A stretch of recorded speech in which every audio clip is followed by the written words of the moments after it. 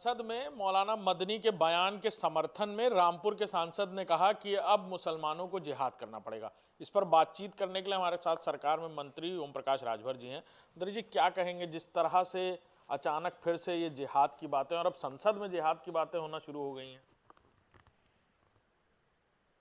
देखिए, नेता तो कोई लात खाता नहीं। अगर नेता लात खाता ना तभी नहीं बोलते, वो तो मरते हैं आम पब्लिक। अभी कोई लड़ाई होगी तो नेता पहले ही सड़क देगा।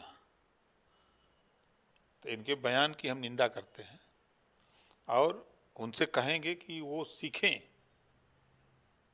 अपने आका मोहम्मद साहब से, सीखें जो है अल्लाह परवरदिगार से कि उनके क्या उपदेश हैं, क्या निर्देश हैं, उसको माने।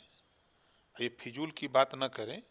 अगर सदन में जनता ने चुन के भेजा है तो समाज को बेहतर शिक्षा कैसे हो, समाज में अमन चैन कैसे हो, समाज में रोजगार और नौकरी कैसे हो, इस पे चर्चा उनको करनी चाहिए। ये जिहाद की बात आप करोगे तो लात कौन खाएगा? आप तो सड़क दोगे हवाई जहाज से।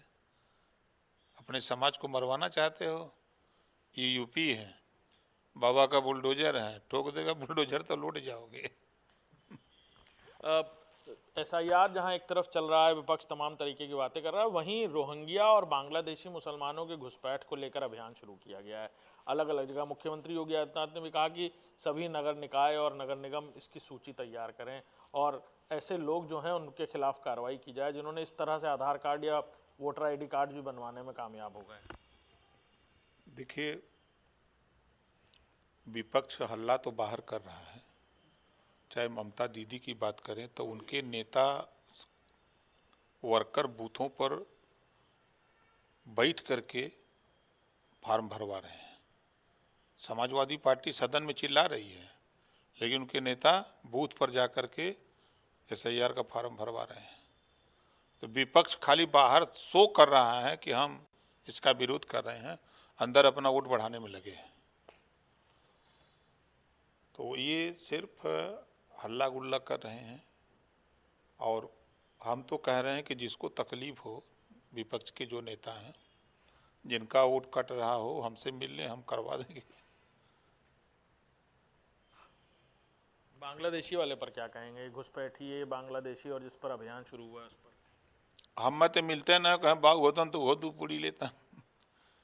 अरे ये देश की व्यवस्था जो 140 करोड़ आबादी अपनी है, हम उसकी व्यवस्था करें कि बांग्लादेश से जो लोग आए उनकी व्यवस्था करें?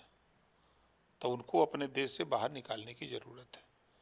भाई, हम अपने लोगों की सुरक्षा करेंगे, अपने लोगों को रोटी कपड़ा मकान शिक्षा दवाई की व्यवस्था करेंगे कि हम बांग्लादेश को करेंगे, अफगानिस्तान को करेंगे, नेपाल को करेंगे? हम अपने देश के लिए करेंगे ना। रामभद्राचार्य जी ने भी गद्दार कहा है कि गद्दार हैं और इस तरह की बातें कहते हुए नजर आए। अब उनकी निगाह में सही कहा है कि इस तरह के लोग जो हैं तो उनकी भाषा जो है तो अपनी भाषा में बोले हैं ना। उधर एविएशन सेक्टर के नए सुरक्षा नियमों की वजह से देश की सबसे बड़ी एयरलाइन कंपनी इंडिगो लगातार तीसरे दिन क्रू की कमी से जूझ रही है। इससे इंडिगो के